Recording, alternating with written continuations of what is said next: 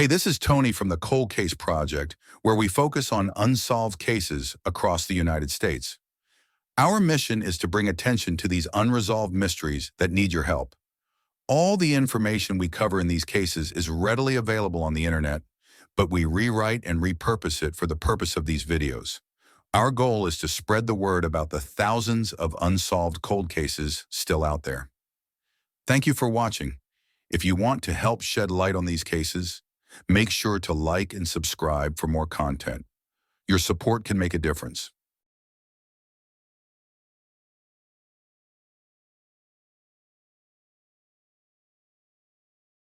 The disappearance of Mickey Jo West is a haunting and tragic case that unfolded over several years, marked by a series of disturbing events, missed opportunities, and a chilling confession that ultimately led to the conviction of a serial killer. Mickey Jo West was born on September 24, 1959, in Leavenworth County, Kansas, and was known for her outgoing and friendly personality. She was married to Calvin West, and her best friend was Calvin's sister, Ruth. The story primarily takes place in St. Joseph, Missouri, where Mickey Jo's life took a dark turn in 1979. At the time, Ruth was in a tumultuous relationship with Marvin Lee Irvin, a man she had met when she was just 15 years old and he was 25. Their relationship was fraught with physical abuse, and by August 1979, Ruth had finally left Marvin, taking their 4-year-old son with her and going into hiding in a motel in Leavenworth, Kansas. She confided in Mickey Jo about her location, making Mickey Jo one of the few people who knew where she was. On September 11, 1979, Mickey Jo left her parents' house at 6:00 a.m. to walk 4 blocks to the bus stop, where she planned to catch a bus to her job as a nurse's aide at a local psychiatric hospital. However, she never arrived at work, and her mother received a call from the hospital later that evening inquiring about her absence. Mickey Jo's mother immediately began searching for her, eventually contacting Ruth, who had recently returned to St. Joseph after Marvin had tracked her down at the motel, kicked down the door, and forcibly brought her back to St. Joseph. Ruth managed to escape and informed Mickey Jo's mother that Marvin had been harassing Mickey Jo in the days leading up to her disappearance, trying to intimidate her into revealing Ruth's location. Mickey Jo had even confided in her mother that she was afraid of Marvin, and her mother had given her a hammer to carry in her purse for protection. Mickey Jo's parents reported her missing the following day, and police quickly focused their investigation on Marvin Irvin.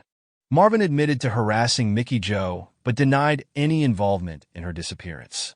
He claimed to have been driving around with a friend, Billy Hayes, on the morning of September 11th, but when police later re-interviewed Billy, he denied being with Marvin that day, casting doubt on Marvin's alibi.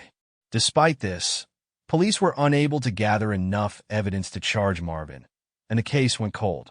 Over the next several years, a series of mysterious letters began to surface, all written on green stenographer paper and addressed to the St. Joseph police. The letters, written in shaky handwriting, claimed that the author had witnessed Marvin kill Mickey Jo and beg for help, stating that they could no longer live with the guilt.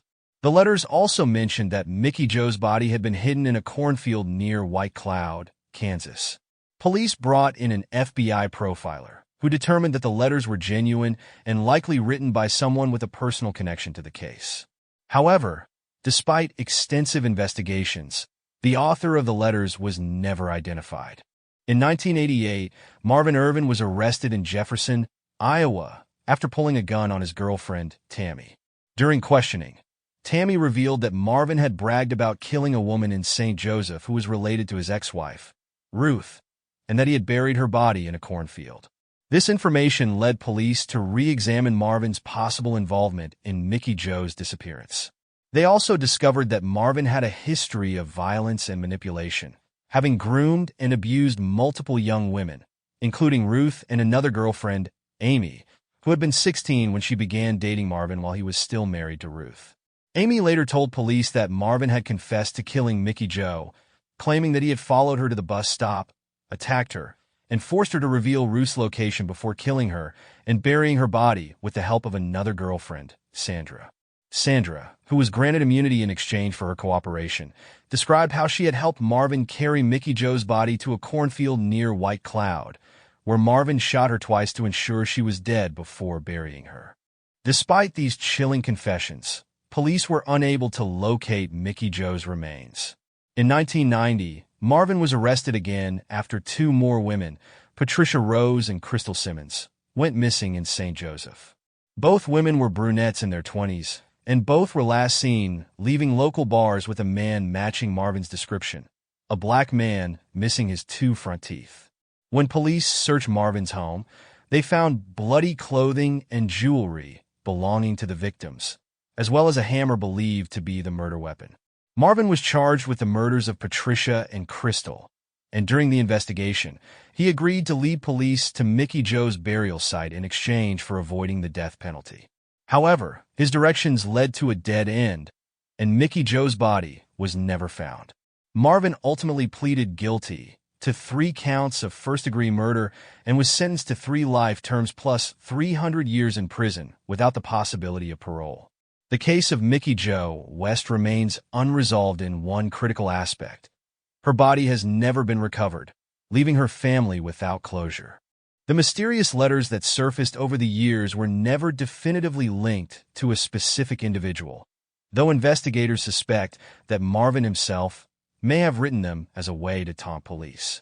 Mickey Jo's disappearance and the subsequent murders of Patricia Rose and Crystal Simmons highlight the devastating impact of domestic violence and the dangers posed by manipulative and abusive individuals like Marvin Irvin.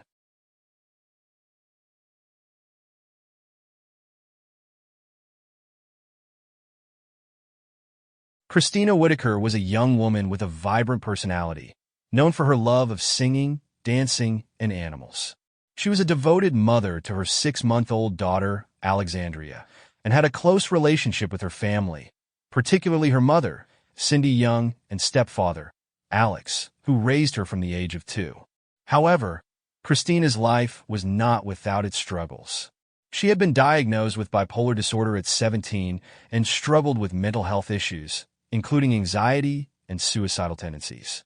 Her mother, Cindy, described her as someone who needed constant reassurance and would often call her up to 15 times a day to check in. Despite her challenges, Christina was determined to build a better life for herself and her daughter. But her journey was cut short on the night she disappeared. On the evening of November 13, 2009, Christina went out with friends to local bars in Hannibal. She was staying at her parents' house while they were out of town and had planned to return home after a few hours. Her boyfriend, Travis, dropped her off at the bar, but did not stay with her. Throughout the night, Christina was seen at multiple bars, becoming increasingly intoxicated after being bought shots by a man at one of the establishments. Witnesses reported that she became belligerent and was eventually kicked out of at least 2 bars. At the last bar, a bartender who knew Christina tried to call her a cab, but Christina left through the back door before the cab arrived. This was the last time she was seen. The next day, when Christina failed to return home or contact her family, her parents reported her missing. A man named Danny found Christina's phone on the ground near the scene of a hit-and-run accident that had occurred the same night. The phone had been passed through several hands before being turned over to the police, raising questions about whether any evidence had been tampered with.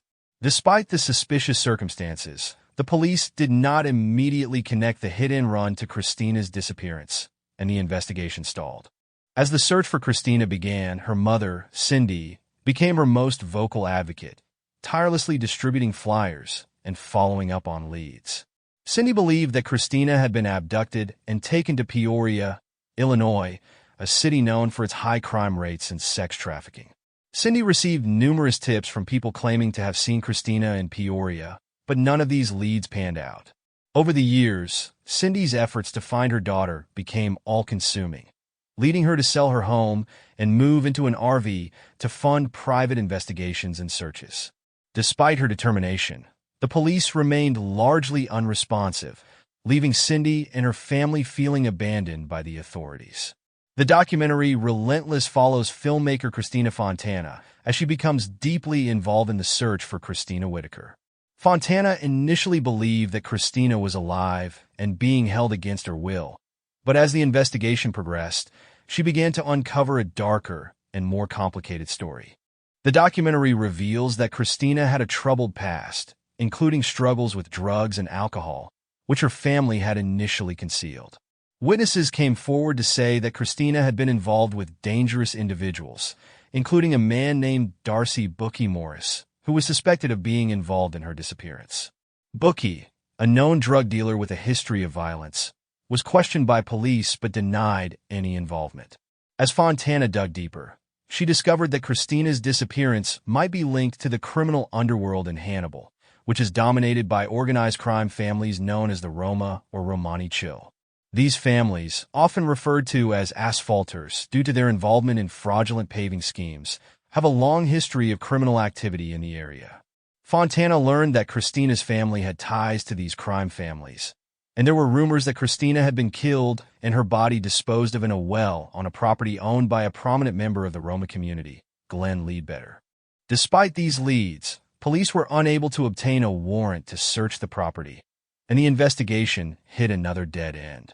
The documentary also highlights the alleged corruption within the Hannibal Police Department.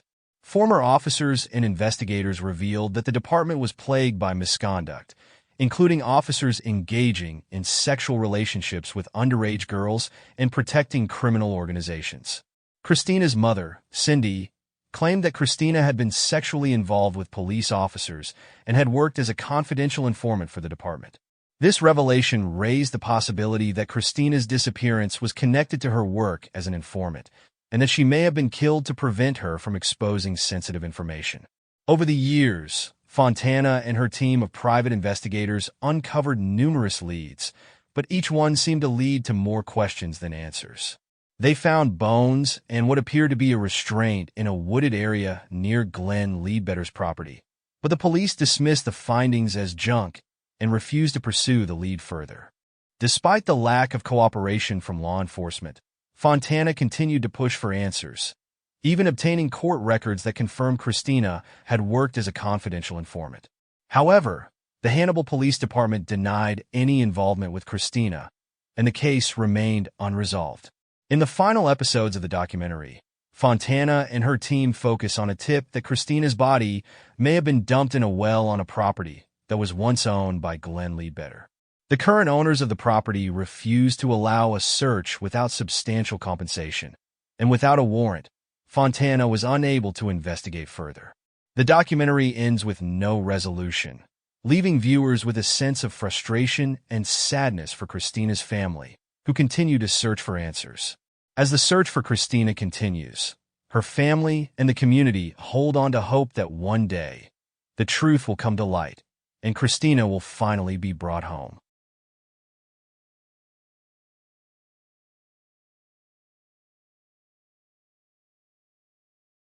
Judy Wardrop was last seen at her job at the Bethany Motel in Bethany, Missouri at noon on December 10, 1984.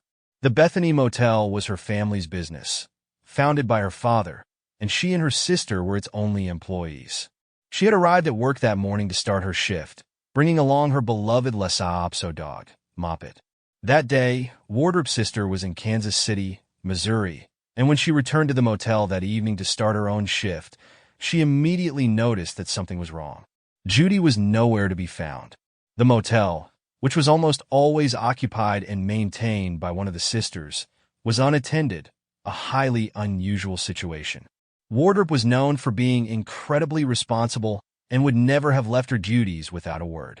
The only sign of her presence was a fresh cup of coffee in one of the rooms she had been cleaning, and the television in that room was still turned on.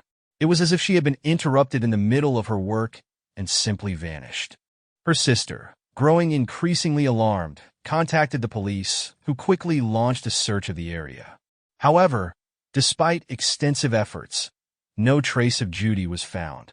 Strangely, none of the motel's guests reported seeing or hearing anything out of the ordinary that day. It was as if she had disappeared into thin air, leaving behind nothing but unanswered questions. Adding to the mystery, her dog Moppet had also vanished alongside her. But all of Wardrop's personal belongings, her purse, identification, money, clothing, and even her jewelry, were left behind. There was no indication that she had planned to leave, and her loved ones found it unfathomable that she would willingly abandon everything without explanation. Just before her disappearance, Wardrop had visited her father in Corpus Christi, Texas, where he had retired. When he learned of her vanishing, he immediately returned to Missouri to aid in the search for his daughter.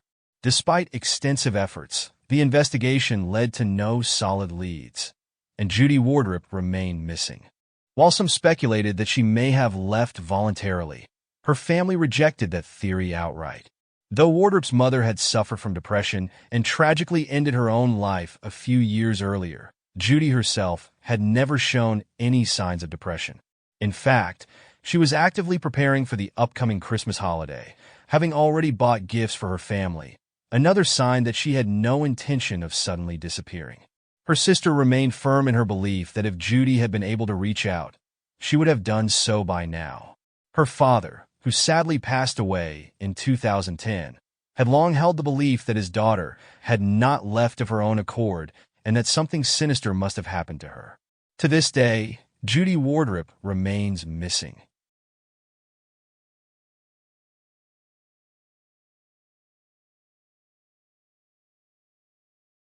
James Yarbrough lived with his parents on their 200-acre farm near Palmyra, Missouri, and was last seen inside their house on the morning of September 15, 1999.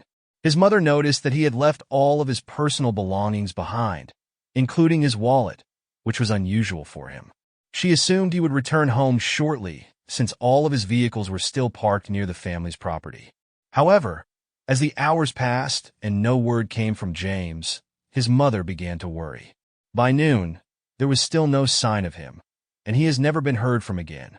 What made his disappearance even more baffling was that his mother did not recall hearing any cars approach their residence that morning, suggesting he had not left with someone. He also left a large amount of money in his bank account, which has remained untouched since the day he vanished. Furthermore, there has been no activity on his Social Security number, reinforcing the idea that he had not willingly walked away from his life. Initially, James's loved ones conducted their own search of the property, hoping to find some indication of where he might have gone, but they came up empty-handed. The case took a different turn when a new sheriff was elected in Marion County, Missouri, in January 2000. James's father immediately requested that law enforcement take another look at his son's disappearance, as there was speculation that the former sheriff had not thoroughly investigated the case. The former sheriff, however, denied any wrongdoing and claimed he believed that James had left on his own accord to start a new life, though he admitted that there was no concrete evidence to support this theory. The new sheriff's administration began following up on leads, including unconfirmed sightings of James reported in St. Louis, Missouri, Texas, and Memphis, Tennessee, but all of these proved to be false. In June 2002, nearly 3 years after James disappeared, law enforcement conducted an extensive search of the Yarbrough family farm, something the former sheriff had failed to do in 1999. James had a habit of walking to a wooded area on the property near the Fabius River, so investigators focused their search there. Despite the rugged terrain, with numerous steep inclines, there were no indications that James had suffered an accident. Additionally, authorities ruled out the possibility that his disappearance was connected to the bow scouting for deer season that was taking place at the time. At the end of the June 2002 search, law enforcement announced they had completed a thorough investigation of the property, but had found no evidence related to James's case. One particularly troubling rumor suggested that James had visited Jim Gibson prior to his disappearance. Gibson, a local resident, was later convicted of child molestation after James vanished. Given the serious nature of his crimes, authorities interviewed Gibson at a prison in Jefferson City, Missouri, during the summer of 2002. However, after speaking with him, investigators determined that he was not involved in James's case.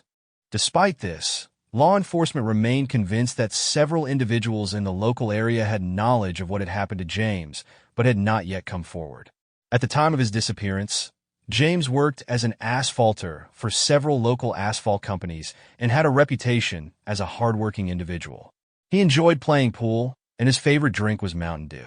Unlike many of his peers, James did not smoke or drink alcohol, which made him stand out in social circles. His loved ones have never believed that he voluntarily walked away from his life, as he had no known problems or reason to leave. Despite multiple searches, countless leads, and renewed investigations, James Yarborough's disappearance remains unsolved.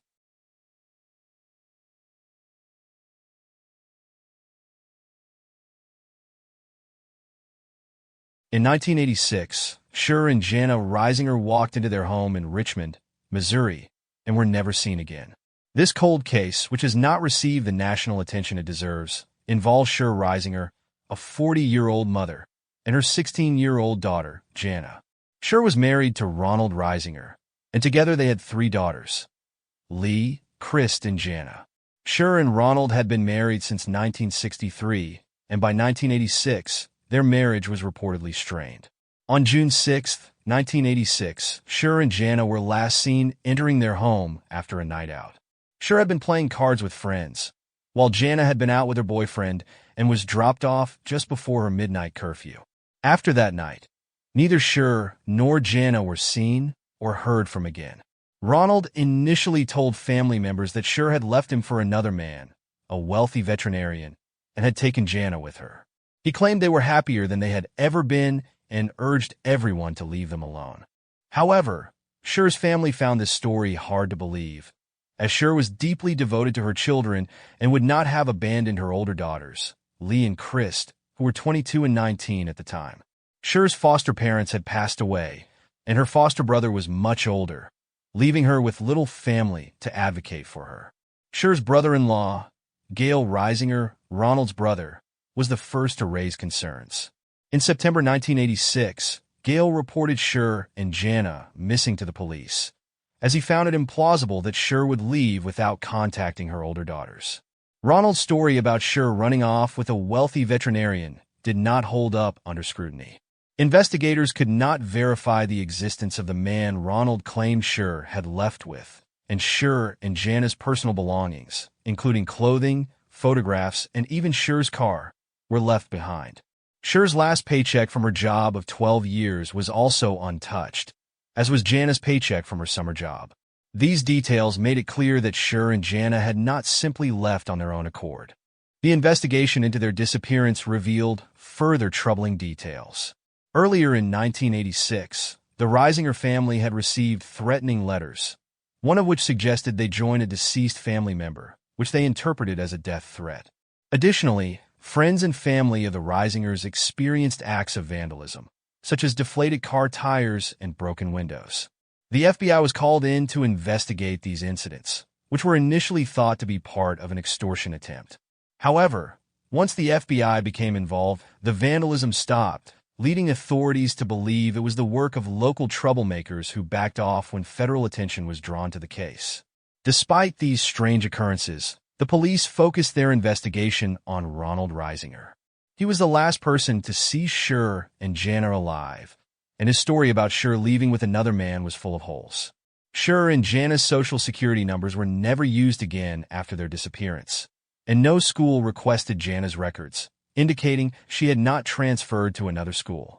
Sher's driver's license expired and was never renewed, and neither she nor Jana obtained new identification or credit cards. These facts suggested that if Sher and Jana had left, they had done so under new identities, which seemed unlikely given Sher's devotion to her children and her stable life in Richmond. Ronald's behavior after Sher and Jana's disappearance also raised suspicions. He filed for divorce shortly after they went missing, and when the divorce was granted, he was ordered to pay $10 a week in child support, which he deposited into an account Sher never accessed. Ronald eventually moved to Arkansas and remarried, leaving behind the cloud of suspicion that had followed him in Richmond. In 2009, more than 2 decades after Sher and Jana disappeared, the case was reopened, and Ronald was indicted on 2 counts of murder. He was arrested on May 28, 2009, which would have been Jana's 39th birthday. Despite the lack of physical evidence or remains, the state felt they had a strong case against Ronald, particularly after new evidence emerged. However, the case against Ronald fell apart when a key witness died unexpectedly, leading to the dismissal of the charges in April 2010. The witness's identity and the nature of their testimony were never disclosed, leaving many questions unanswered. In 2012, Schur and Jana were officially declared deceased by the court, but their bodies have never been found. The case remains open, and Ronald Reisinger, now in his 80s, has never been held accountable for their disappearance. The disappearance of Schur and Jana Reisinger is a haunting reminder of the challenges faced in solving cold cases, particularly in small towns where resources and attention are limited. The lack of physical evidence, the passage of time, and the death of key witnesses have all contributed to the difficulty in bringing this case to trial. However, the circumstantial evidence against Ronald Reisinger is compelling, and many believe he was responsible for the deaths of his wife and daughter.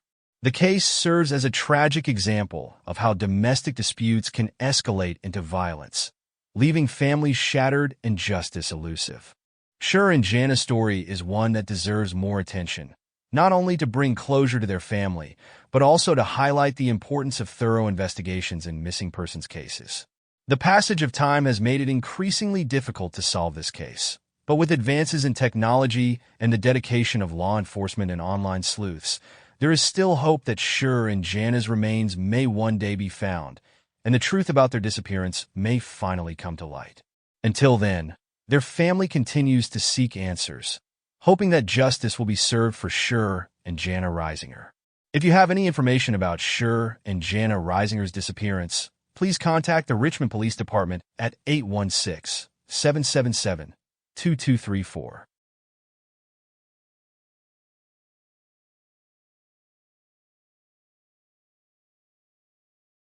On October 25, 2003, Michelle Angela Yarnell, affectionately known as Angie to her family and friends, vanished from her home in Ivy Bend, Missouri, under circumstances that have since become the center of a deeply troubling and unresolved mystery.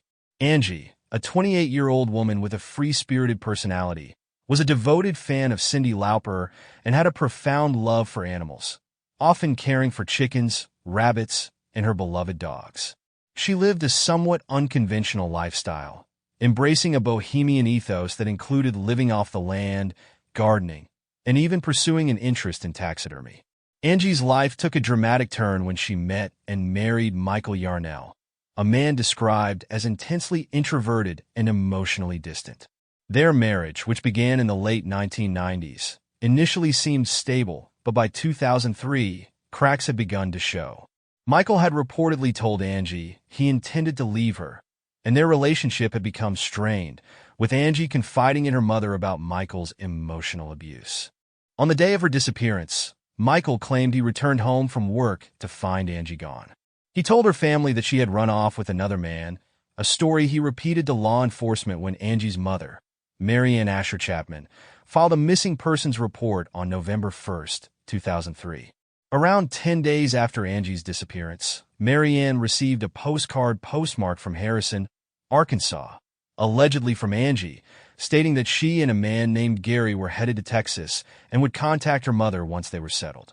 However, the handwriting on the postcard, while superficially similar to Angie's, appeared forced and unnatural, raising suspicions that it had been forged.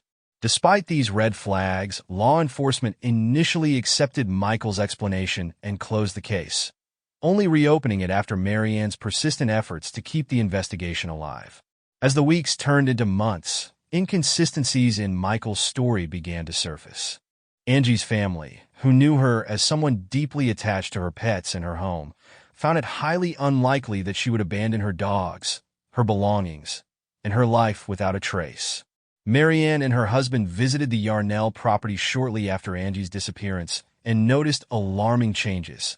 A large section of drywall in the trailer had been replaced, and a patch of linoleum flooring had been newly installed, suggesting that something violent had occurred in the home. Additionally, Angie's personal belongings, including her journals and diaries, were missing, further fueling suspicions that Michael was hiding something. Despite these troubling signs, law enforcement conducted only a cursory investigation, spending a mere 11 minutes at the property and concluding that Angie had likely run away, a conclusion that Angie's family vehemently disputed. Over the next 2 years, Michael's behavior grew increasingly suspicious. He abandoned the Ivy Bend property, moved in with his stepfather, and eventually disappeared entirely in late 2005, around the time Angie's case gained national attention through a segment on The Montel Williams Show. Michael's sudden disappearance raised further questions about his involvement in Angie's vanishing, and he was eventually located in Biloxi, Mississippi, in 2008, after applying for a job at a military base triggered a background check that flagged him as a missing person. Upon his return to Missouri, Michael confessed to killing Angie, though his account of events was riddled with inconsistencies and lacked any corroborating evidence. He claimed that during an argument, Angie fell off their back deck, hit her head on a rock, and died instantly. He further stated that he attempted to dispose of her body by placing her in a canoe and paddling to a nearby island, but the canoe overturned, and he left her body in the mud. Despite his confession, no physical evidence or remains were ever found to support his story, and Angie's family firmly believes that his account was a fabrication designed to minimize his culpability. Michael was charged with involuntary manslaughter and, as part of a plea deal, served only 4 years of a 7-year sentence, a decision that outraged Angie's family and left many questions unanswered. The plea deal was offered despite Michael's failure to lead authorities to Angie's body, a condition that was supposed to be a key part of the agreement. Angie's mother, Mary Ann, has spent the years since her daughter's disappearance tirelessly searching for answers, conducting her own investigations, and advocating for justice. She has explored countless leads, from digging through abandoned properties to following up on rumors about Angie's fate, but despite her efforts, Angie's remains have never been found. They believe that Angie's death was not an accident, but a deliberate act of violence, and they continue to search for the truth about what really happened to her on that fateful day in October 2003. To this day, Angie's disappearance remains unresolved.